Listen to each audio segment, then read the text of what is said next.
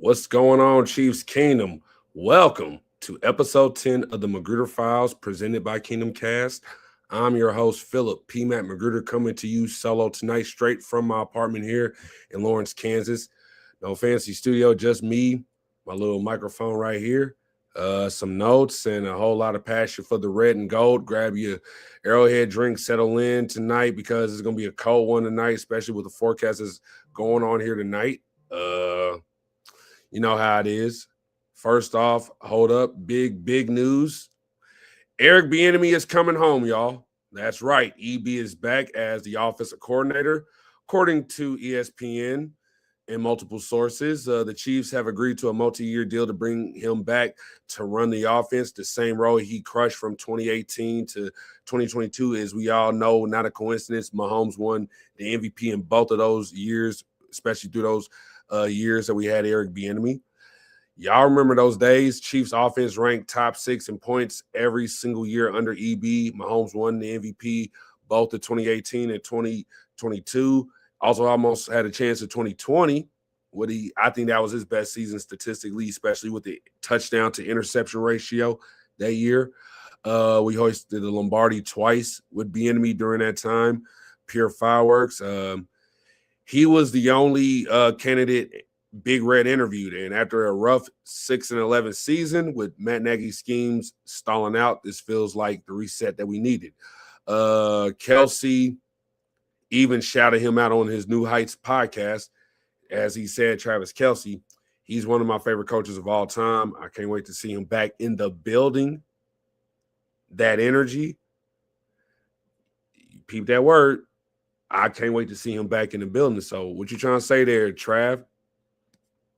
I think we already know the answer to that, but, to be continued. As we move along and talking about that, EB spent last year, this past season, as the Bears running back coach, turned their run game into one of the league's best. Imagine what he does with our weapons now, or especially whoever we come with going into the offseason, especially who we add at like running back this year, especially if Hollywood comes back or if Hunt comes back or Pacheco, whatever they decide on that. I mean, it's time to get some new toys in there. Developing Rice and Xavier Worthy, fixing that protection under pressure. Mahomes was at 41% completion percentage when he was blitzed. That was the lowest ever, especially for him in his career. And getting the ground attack rolling again. That is huge. EB knows Mahomes. He knows Big Red system. And he brings, that fire we missed. So, speaking of Mahomes, another part of the news this is part of segment 1 as, we're entering this show. Speaking of Big Pat, MV Pat, Mahomes dropped a positive update on his rehab this past week. He tore his ACL and his LCL in week 15 against the Chargers, as we all saw. The season-ending surgery on December 15th, but he's back in KC grinding with trainer Julie Freimeyer, and he says it's going great for him so far. So this is direct from Pat of I've been doing all it is here in Kansas City. Julie's been crushing it and pushing me. The doctor gives you goals, and I try to maximize those goals, and they have to hold me back because I always want to go a little bit further. That speaks to when everybody say Mahomes is not human. Hey, I had a feeling, especially you just followed the protocol with rehab, especially with a torn ACL, just like all the other guys, even Tom Brady, as everybody mentioned in the past. Mahomes is going through it, and he's hitting it. He's hitting checkpoints, building strength and mobility. Some days sore, some still stiff, but he trusts the process. Not every day is going to feel amazing, as he said. You have someone you trust to push you, which is Julie. And the goal is clear. He wants to be ready for week 1. No restrictions. Hopefully do some stuff in OTAs, get to training camp and do a lot. The Kings mindset is locked in, y'all. Excited for the long process, talking to receivers about getting in early with the workouts, with EB back calling plays, Mahomes healthy and hungry. We don't know. This offense could be back to being lethal like it once was during that tenure. And in other Chiefs news, and the team has parted ways with wide receivers coach Connor Enbray after 3 seasons in the role and 7 total with the organization, starting as an offensive assistant from when he started out, and he worked his way up to become wide receiver coach. Enbray came through the ranks, defensive assistant, quality control coach, then took over as wide receivers coach in 2023. But after a tough 2025, and also what happened in 2023 with the receiving core leading the league in drops, and also the inconsistent production from the young guys like Rashee Rice and Xavier Worthy, Andy Reid and his staff decided it was time for a change. And reports say it was about bringing in more veteran experience to unlock the room's potential. And that move was first reported back just last week, I believe, or basically days earlier, about they've hired Chris O'Shea to replace Connor Enbray. So he's got that more Patriot pedigree and turn around some of the receivers in Cleveland. But this signals Andy Reid's not messing around. Some people might have a little bit of losing trust in Andy Reid in his decision making. After missing the playoffs and a disappointing offense, shaking up the staff makes sense. Some have argued before. Some of us didn't like the decision when, for example, when John Dorsey released Jeremy Maclin, when we had a chance to have him, Jeremy Maclin, Tyreek Hill, Travis Kelce with Alex Smith, and then the same year you drafted Mahomes. Now we're here back to this equation, kind of like that again. Not knowing the outcome of Rashee Rice's situation, speaking of that situation, and we will not speak on that later on, but just wait till all the details come out on that. And between EB running the show,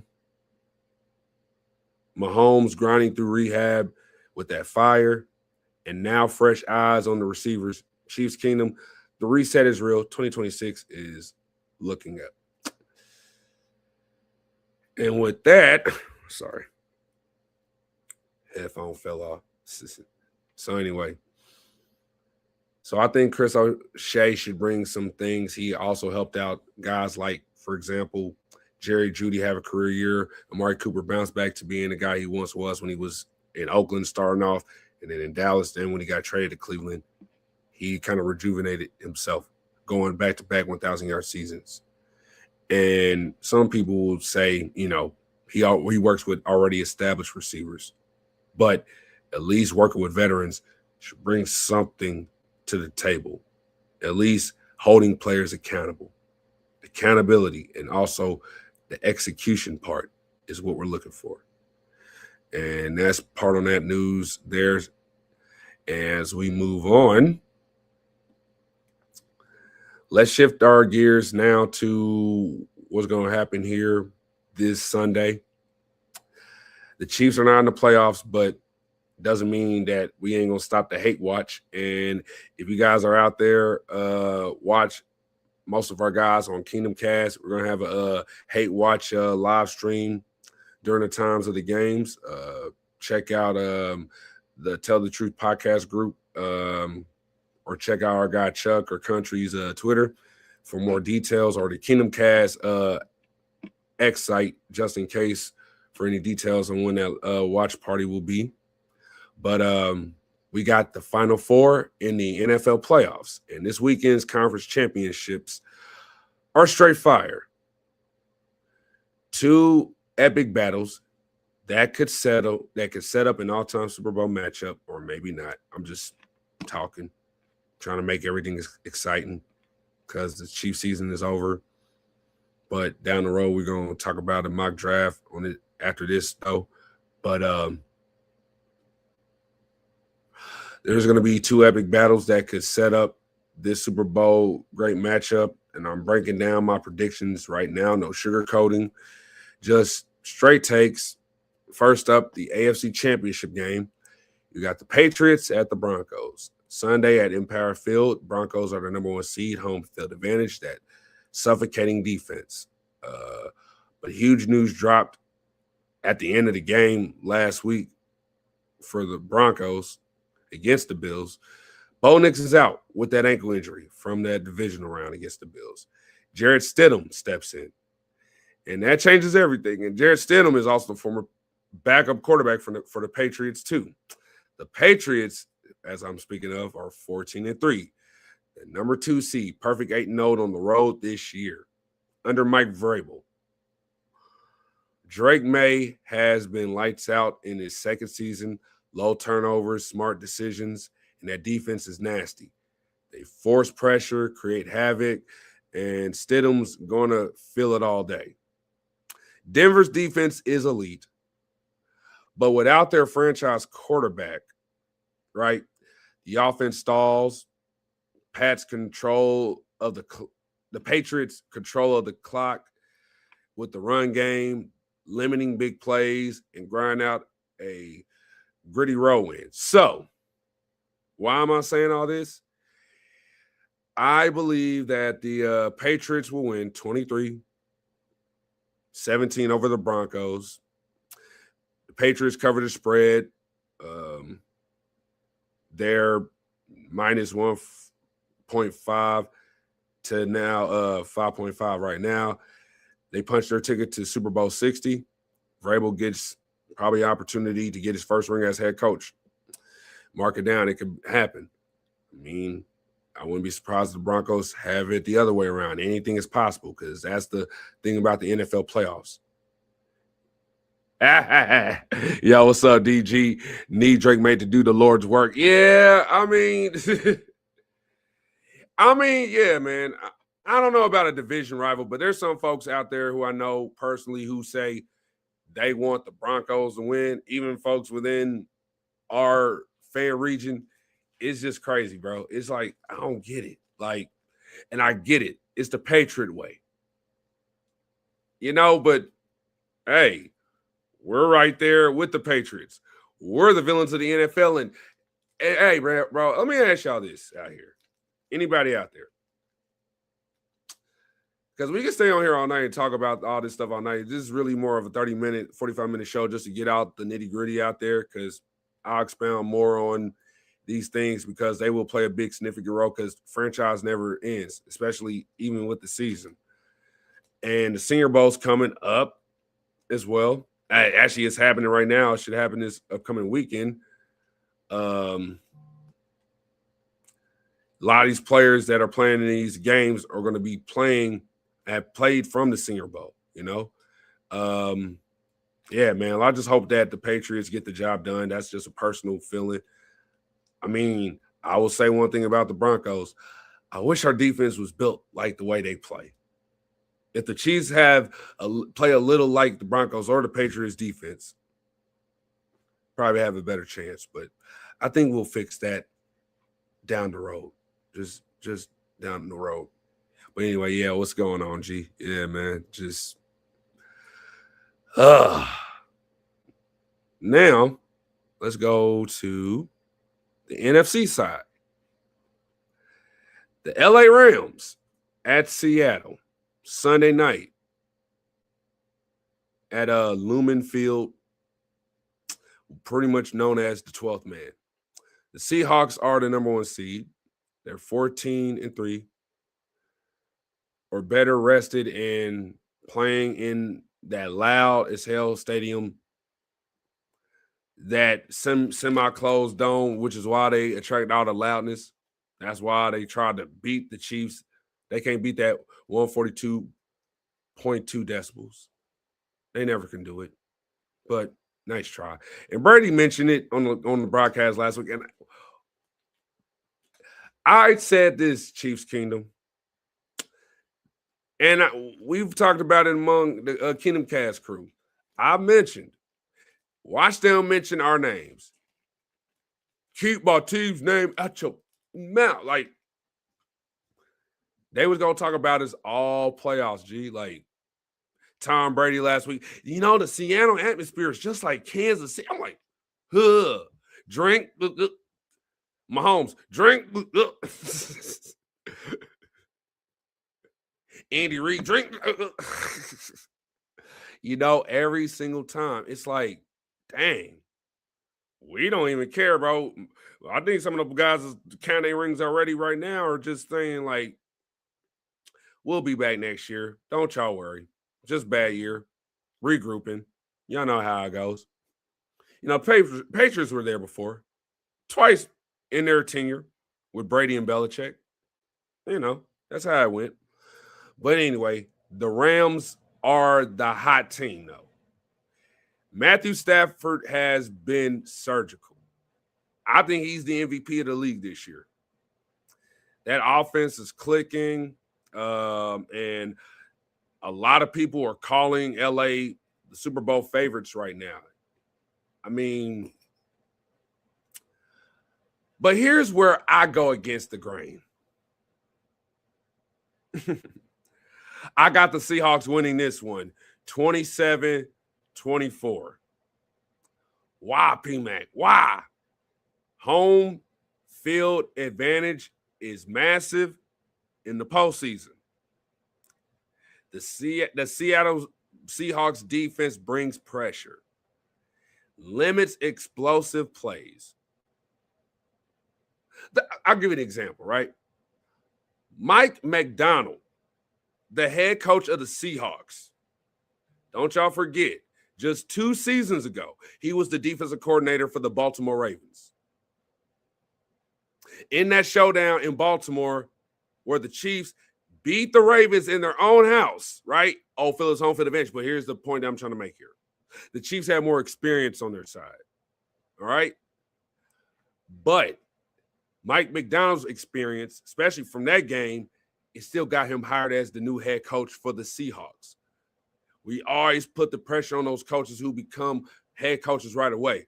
Are they going to do what they're going to do? Or are they just going to be scrubs? And what happens? 9 times out of 10, what happened? Mike McDonald is playing in the NFC Championship in his own home. Defense wins championships. His experience, and yes, Sean McVay's experience, they will collide. But it comes down to who makes the better decision first. It's chess. Not checkers, chess. Who plays chess better in this game? That's what it's going to come down to.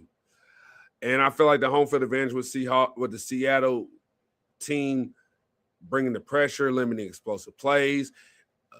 The way Sam Darnold's been playing, he was also in the playoffs last season with the Vikings, and now he's in the playoffs again for the second straight season in a row. That's saying something, at least. Y'all should think so. And I feel like that chip on his shoulder is going to really put them in that position. Now, if they make mistakes like what the Bears did against them, I wouldn't be surprised if the Rams get it.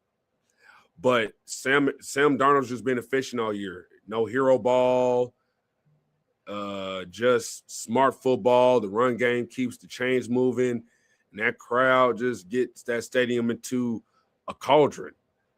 The Rams had to go into overtime last week. They're a little banged up and a little tired now.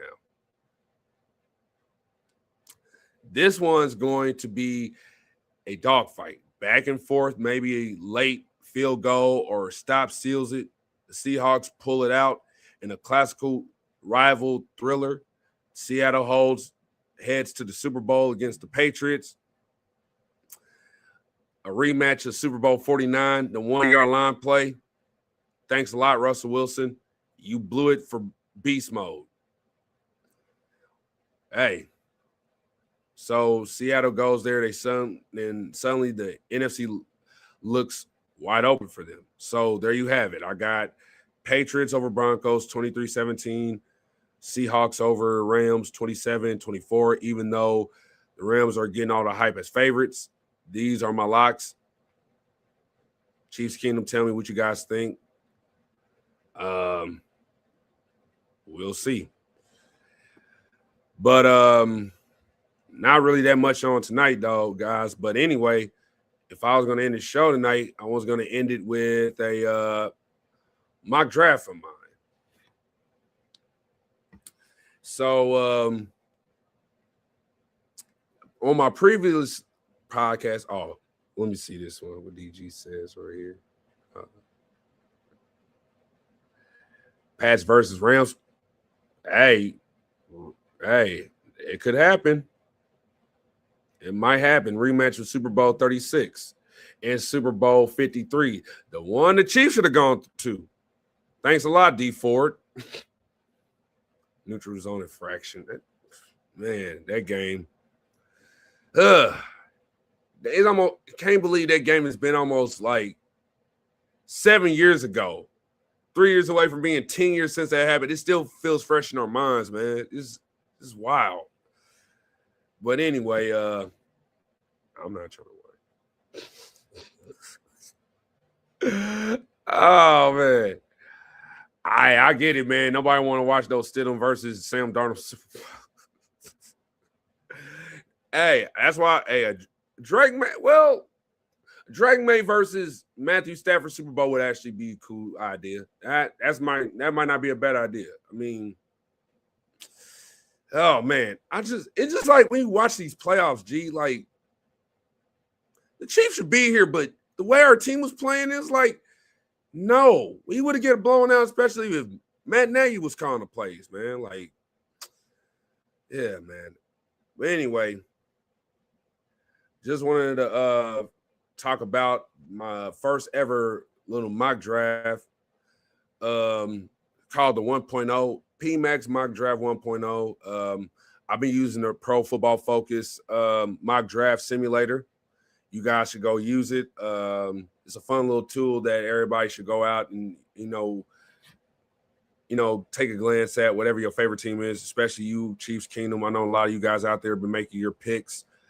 And I've been doing a lot of research on things, and next few episodes, me and the Kingdom Cast crew going to come together, and I'm going to drop a few things going into the offseason so we could talk about this and expand on it. But this mock draft simulator, you could do whatever you want, trade players, especially some of your players. We got the offseason. The offseason hasn't started until March, but we got time. But in the meantime, we're already in the offseason going over our moves and predictions of things that are happening. And if you guys haven't checked out, some of our shows on Kingdom Cast, whether it's Tell the Truth Podcast, featuring DMAC, DG, who's in the chats tonight, and CJ, check them out.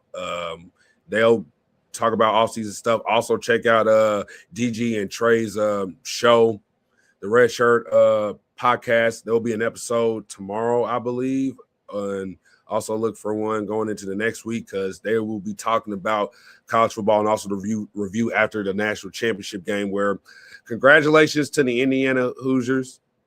Well-deserved, undefeated season. Fernando Mendoza, hell of a season. He balled out. To the Miami Hurricanes, congratulations for a hard-fought year. You guys tried everything. You guys tried. That defense was ferocious. A lot of those players on Indiana, Miami, no matter what team they were on, whoever won or lost, a lot of those players are going to the NFL. I know the Kansas City Chiefs will be looking at some of those players. But anyway, this is the first mock draft 1.0 for me. I will post this later on my X account. Follow me at Chiefs Fan for Life, the number 4, LIFE. You'll just check me out, and I'll post, my mock draft thoughts, especially tagging Kingdom Cast Group on it because their stuff is on there too. Also check out Country and also Chuck's stuff as they talk about it. They talked about EB yesterday on their show, especially with D-Mac. Check that episode out if anybody hasn't. So as we get on, mock draft. So with this one, using the Pro Football Focus model, everybody's talked about things that might happen. Like, let's say Jawan Taylor getting cut. If we cut Jawan Taylor, we will save $20 million in cap space. If we cut or trade Drew Tranquil, I don't know how much we'll say, probably $5-6 million. Mike Dana, probably $4-5-6 million. People are talking. Restructure Mahomes. Restructure. We don't know if we can restructure Chris Jones' deal. Maybe restructure Trey if it's allowable. But whatever we have to do, we have to make these moves in order to take care of that cap space because we're under $60 million in the cap space. Those moves I talked about there could free up at least a lot of money that could put us at $30 million at least, hopefully. Enough to pay whoever we want to bring back from the 2025 roster, who is part of our Super Bowl championship teams, like bringing back Kelsey, as he said. You know, I like to see EB back in the building next year. What you trying to say, Trav? Brian Cook is an option out there. I mean, do we keep McDuffie?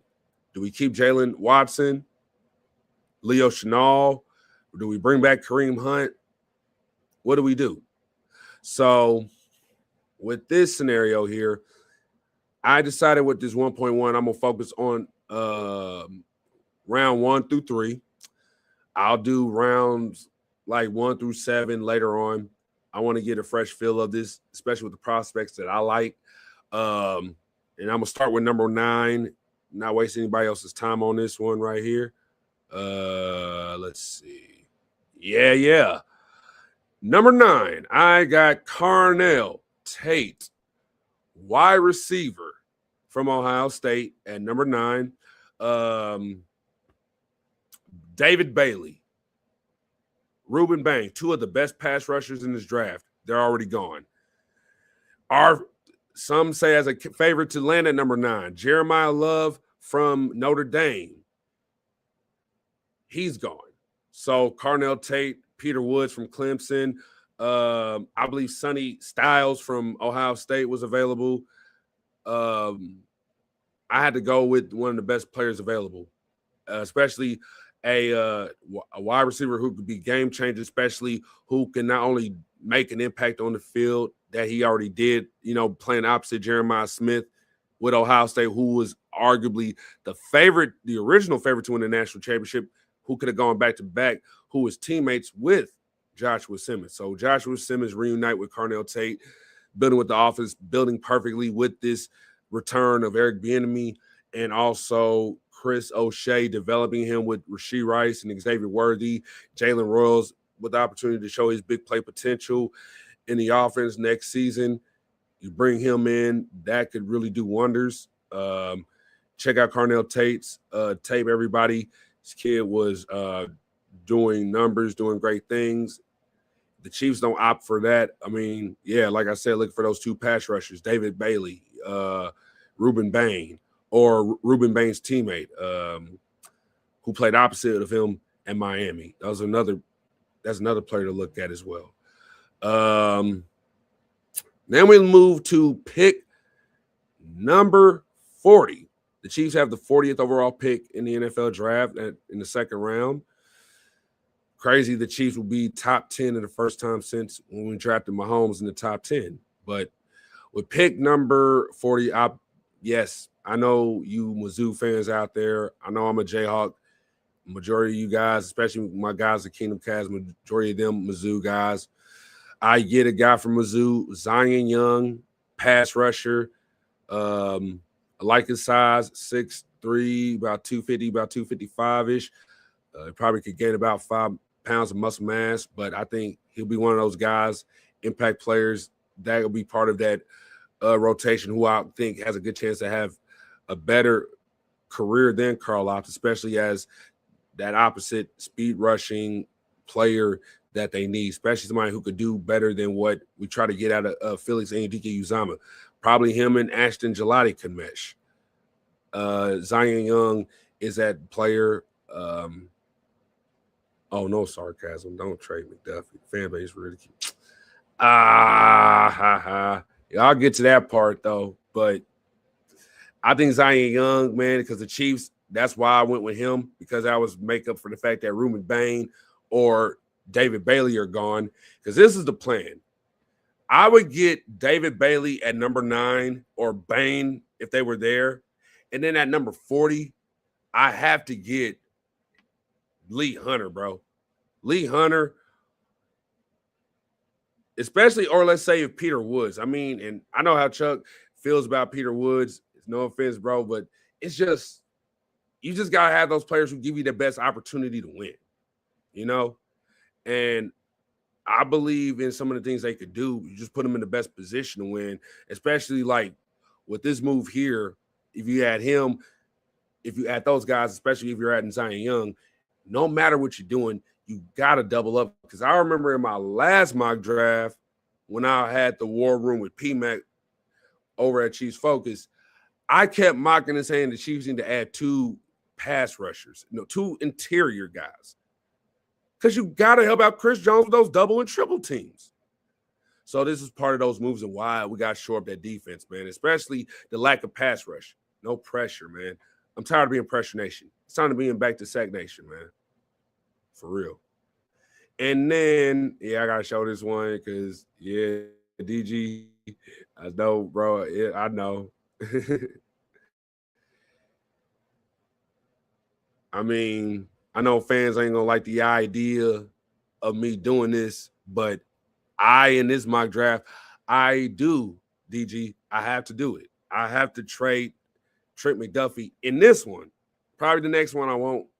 But, the Chiefs have a track record with finding defensive backs, corners, especially in the later rounds, who can produce at a high talent. So I still believe in that. And that's why I still make this move in trading Trent McDuffie to get pick 61 and pick 93 from the Rams and give them the 4th round pick, though. So we're not giving away future draft capital. And I did that, and in exchange, I was able to get Jeremiah Love's teammate, who I think is one of my favorite running backs in this draft class personally, Jardarian Price. This kid was an All-American this past season at Notre Dame, along with his teammate Jeremiah Love, who's arguably the best running back in this draft class. This is the first time we've seen 2 highly touted running back duo in the NFL draft since, I have to say, and I know some of y'all going to be coming at me, I need to go back and look at my college football history, but this is the only 2 guys that come up in the mind of me. Reggie Bush and Lindell White, USC. And this is the rival college to USC. You know what I mean? USC, Notre Dame rivalry, that history. Years later, it's the opposite. It's Jeremiah Love, Jardarian Price. Price, they're both, you could say, are similar. Love is probably faster, a little more elusive, but Price is just as elusive, and he was an all-purpose All-American. All-purpose meaning more than just a running back. He did everything. He caught out of the backfield.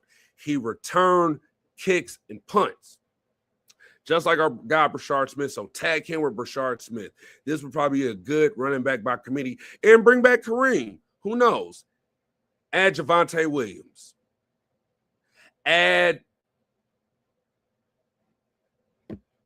If you can afford Kenneth Walker, it don't matter. Shoot, Tyler Aguilar from the Falcons. I don't care. Add one of those guys. But add those players that play off of each other. Jardarian Price is one of those players that you just got to build with this team. See, then I got Carnell Tate. I got Jardarian Price. These guys would explode off the map for the Chiefs. Which leads me to the fact that since Lee Hunter is gone at this time, Peter Woods is gone, defensive tackle. We got to add help for Chris Jones. Why not get somebody who is almost built in similar size as Chris Jones? As a matter of fact, this guy has about 35, 36-inch arms and 11-inch size hands, according to his measurables in the Senior Bowl. None other than D tackle Darrell Jackson Jr. from Florida State. And I know country will love this one, but I'm being sold on this guy because last year there was a player by the name of Deion Walker who the Bills picked up, I think like 6'5", 6'6", 330, 40 pounds. We need players that size, but who can move, man. Somebody who could complement Chris Jones, who could take some of the double and triple teams off of him, bro. For real. Like, think about it, man. Imagine a guy that size. Even Lee Hunter, if you were able to get him at number 40, if you can be able to get Lee if you're able to get Lee's teammate David Bailey or Ruben Bain, or if you can be able to get Zion Young. We need those bodies, man. Bodies. Y'all just seen Snowfall. Franklin saying what's going on like that. Bodies. You know, all that. We need those bodies. You know what I mean? The trenches is what's very important. That's why these teams are playing in the Final Four. It all starts within the trenches. I used to play the offensive line, 150 pounds ago, but that's just the point. Most of us know that. So I got Carnell Tate, Zion Young, and yes, I had to trade McDuffie in this one right here. Jardarian Price, this is my favorite pick of this class alongside Tate. I got Darrell Jackson, who would be very underrated, probably underrated player in this draft. He probably make a similar impact that Ashton Gelati made, but on the defensive interior, playing here with Omar Norman Lott. Imagine Omar Norman Lott coming back healthy with Chris Jones. But we heard some people, according to sources I know, say that Purnell might be semi-retired. We don't know, but we need to build up that defense line. We got to do it. And last but not least, to finish off this mock draft, I picked up right tackle Brian Parker II from Duke to replace Jawan Taylor. I think we cut Jawan Taylor, save about $20 million. But then I saw that Jawan Taylor liked Eric Bieniemy's post of coming back. Well, Eric Bieniemy not posted, but the Chiefs posted his return. A lot of people are happy about that, and Jawan Taylor himself is. So it made me think, is Buddy going to take a pay cut? What is he going to do? But I'll still pick Brian Parker II because just all that issue with Jawan Taylor and the penalties. Finally, this past year, played the best of his career. We don't know if he'll be able to be like that again. He might go back to his old ways. We don't know. But personally, I would make this move still. I mean, there's other guys like the kid from Miami, Francis. There's also Spencer, and also Caleb, those offensive tackles from Utah. There's also Gunner. There's also, Jennings from Iowa. Those guys, they could be very good replacements. There's also Blake Miller from Clemson. I need to look more into these guys' scouting reports going forward, and we'll have a different mock draft. But so far, these are my guys, my early mock draft 101. As you saw, I got an A- on this grade on this mock draft, but it'll be different next time. But other than that, guys, that's all that I got for you guys tonight. But as we close, I want to give you guys a word from our sponsors. Guys, jump on Underdog Fantasy. Go check in the Kingdom Cast code. See the promo code at the bottom of my screen here. KINGDOMKAST. You guys put that code in. You guys be able to get some deposits, probably 50%, 75%, 100% deposits. Put in the bet. Conference championship Sunday. Put in whatever pick you guys want to go. If I had to make a pick for like what I might think happened, like props, I actually could see Stephon Diggs anytime touchdown. Kyron Williams anytime touchdown. Jackson Smith and Jigba. Kenneth Walker had 3 touchdowns last week. He might get an anytime touchdown again to prove himself and prove his worth in for Seattle to get another contract there. Things could happen. Just put in those codes there. I like Underdog Fantasy. It's a good site. Had some fun on there. I know you guys will love it. And just put in that code. You get some discounts. Also put in deposit. Get bonus bets back, especially place on that. Get that money. Other than that, you guys go out there, have fun, and be safe. And also, as we end the show tonight, I want everybody to be safe out there because it's going to be a winter storm. There's a lot going on out there, but I don't know what else to tell y'all there, man. It's probably the shortest show in the history of McGruder Files, but just wanted to get a little fill out there with y'all, just give that little news out there. I'll expound more on the offseason. Also needed a rest because doing my disability rights stuff, I went to Wellington, Kansas yesterday, did a speech on self-advocacy 101 and also supported decision-making.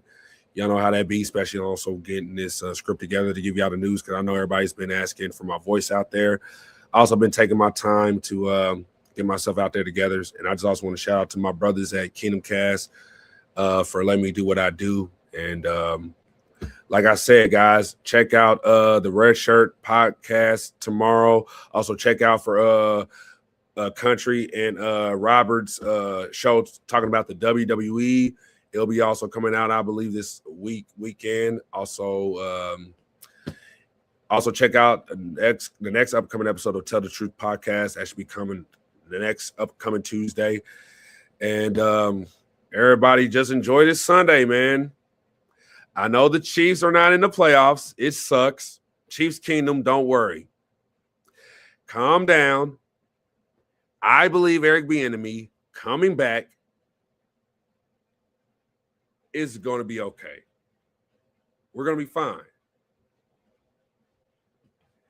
Execution. That's the name of the word.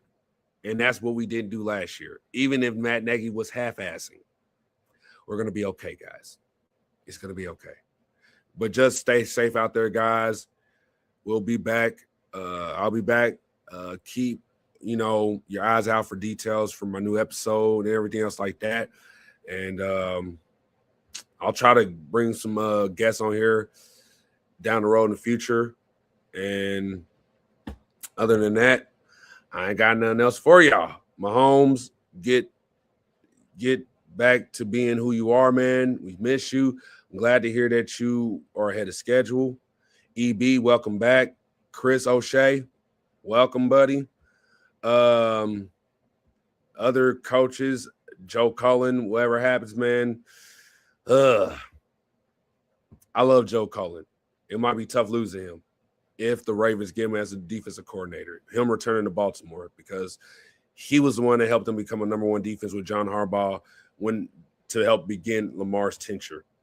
I don't know, man, but we shall see. But other than that, thank you guys for tuning in. I know this is a short show, but got other things to do. Need to get my rest tonight and also enjoy this weekend. But don't worry, our voices will be out there soon.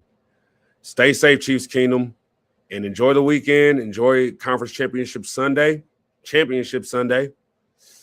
But always, go Chiefs. We'll be back.